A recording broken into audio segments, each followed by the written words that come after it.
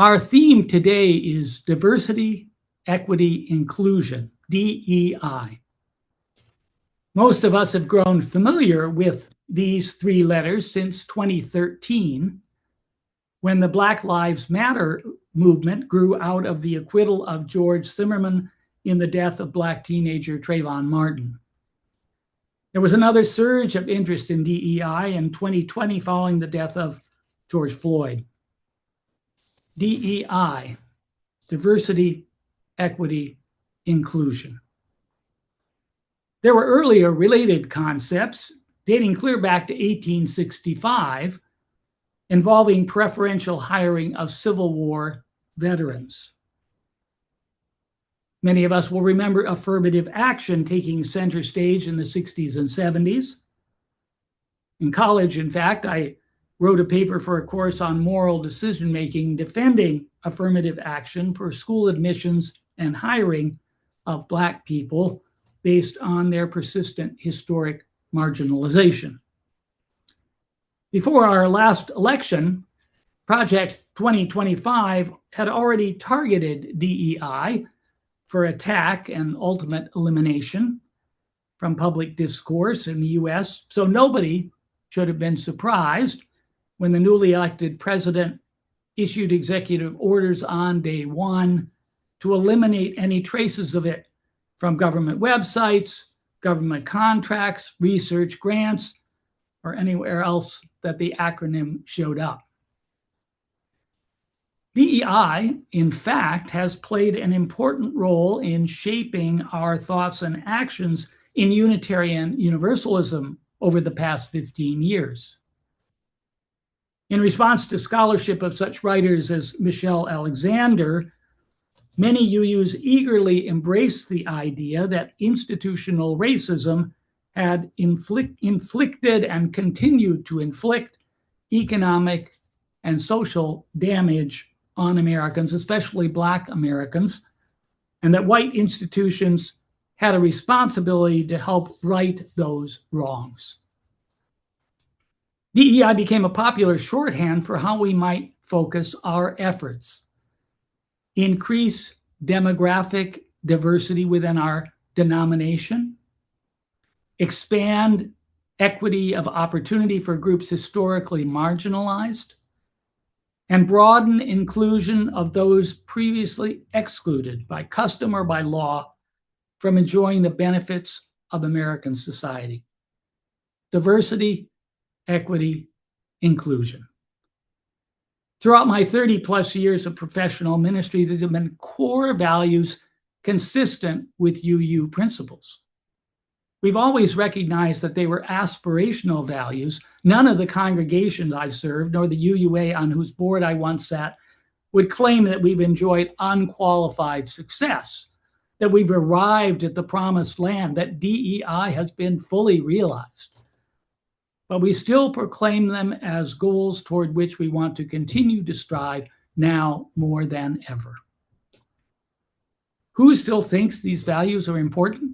Well, I, for one, as my sermon title would suggest, I think it's a huge mistake to trash DEI because each of these concepts informs our understanding of the very checkered social history and our responsibility as moral agents to live in such a way that we leave the world better than we found it. I understand there's pushback against affirmative action and racial quotas and political correctness and a host of other attempts, sometimes misguided, to right wrongs from our past. But the wholesale rejection of DEI is definitely throwing the baby out with the bathwater. Let me share with you this morning some of the lessons we can learn from these three ideas and why I think they're congruent with values that we hold as Unitarian Universalists. Let's start with diversity. We might define diversity as a quality of our social environment that reflects the wide range of races, cultures, nationalities, religions, philosophies, and beliefs that characterize the people who live and work in the United States. We value this quality because of the way cultural differences expand our personal and collective horizons and deepen our own capacity for empathy. I grew up in the 1950s in Battle Creek, Michigan, a city segregated as much as any southern city by custom and by law. My neighborhood was homogeneous by race, class, and religion. In college, I worked for a summer with the Presbytery of St. Louis, living and working with an intentionally mixed-race group of college students, running youth programs in inner-city churches for highly diverse kids. That certainly opened my eyes to how different the world looked to my African-American coworkers. Diversity forces us to question our assumptions, to challenge our certainties, and at its best to teach us humility, that our way isn't the only way of seeing things and doing things. I listened recently to travel writer Rick Steves, who enthusiastically advocates culture shock. Put yourself in a different culture where circumstances force you to take stock of yourself, to come to terms with how diverse the world actually is. You've all grown up with stories trying to open us up to the gifts of diversity, to get past our fear, to be curious and accepting. Consider the story of the Good Samaritan, about a man from a despised minority who turns out to be the only one who stops to help another man beaten by robbers at the side of the road. Diversity turns our assumptions on their head and enlarges our own hearts. Consider the gay rights movement, from which I have benefited personally. I've always been grateful to have entered my 20s just as the Stonewall uprising occurred in New York City.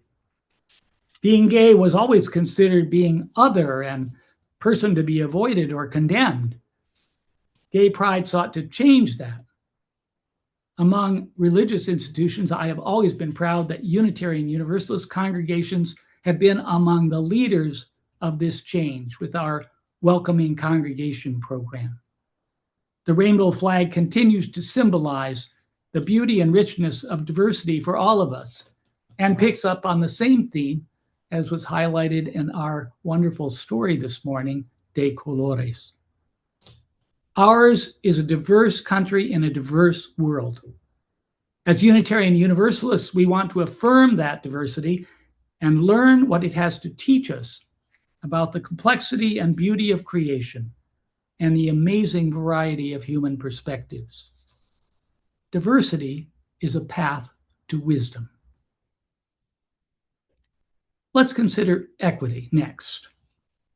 We might define equity as a quality of our social environment that prioritizes equality of opportunity among all our citizens and guarantees fair and equal treatment of all residents under the law. We value this quality because we assert the inherent worth and dignity of every person and their equal standing under the law of the land. As I look back on my childhood, some of my earliest memories involved fairness, or rather, unfairness. Barry's piece of cake is bigger than mine, and that's not fair. Why do I have to go to bed at 7:30 when everybody is staying up? That's not fair. Why can't I drive my date to the dance tonight? It's not fair that you have to drive me. I suspect most of us have a strong built-in fairness meter. Equity is what fairness looks like writ large across society.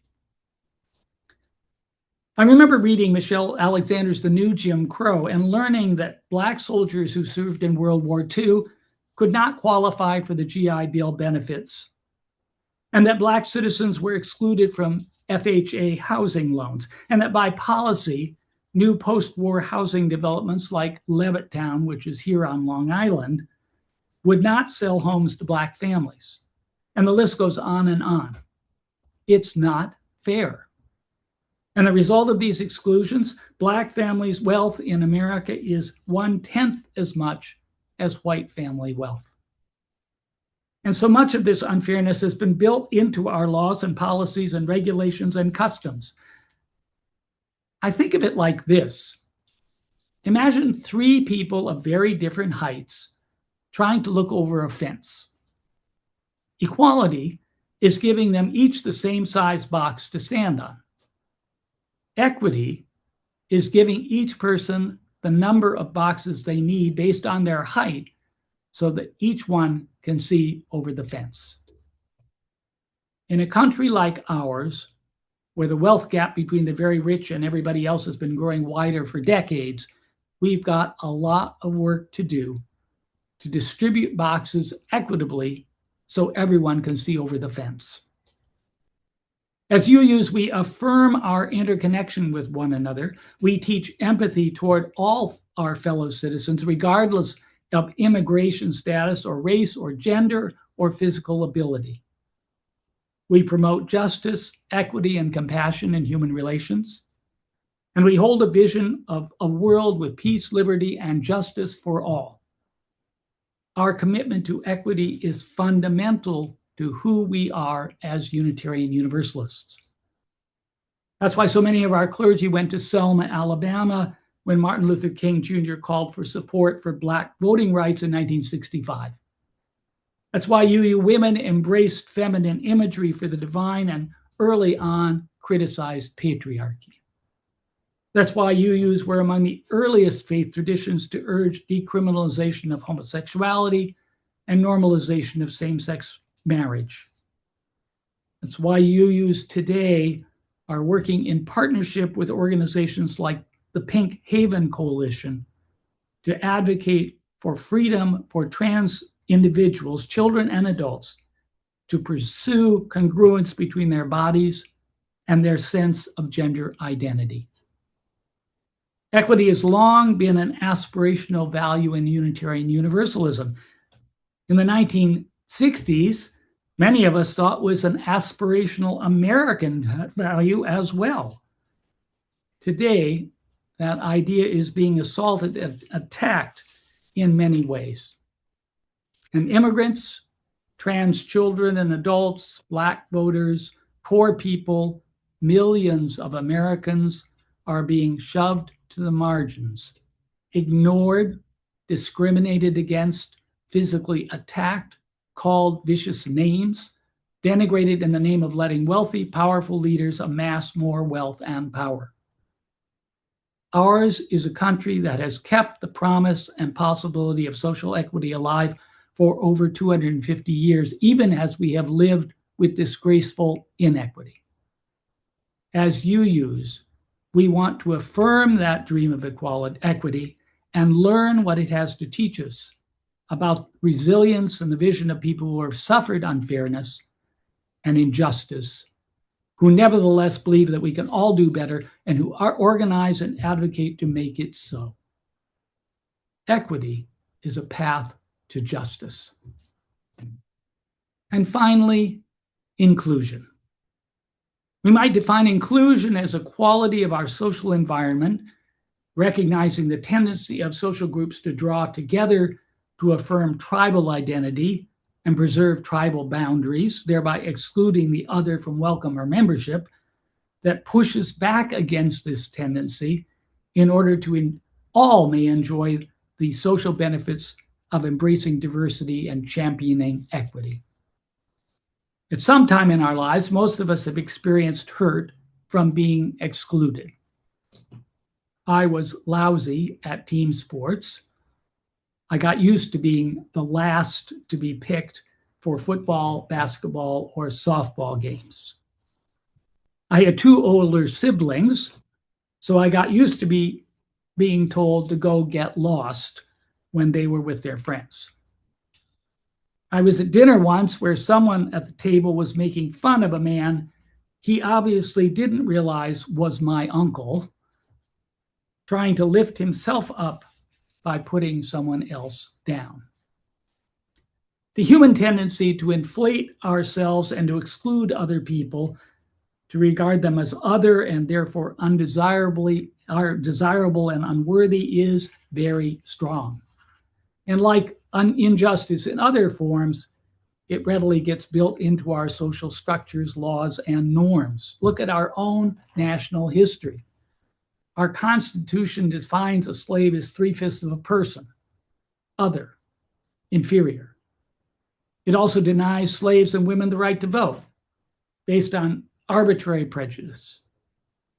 Buildings were designed to be completely inaccessible to persons with physical disabilities, and most people thought nothing of it.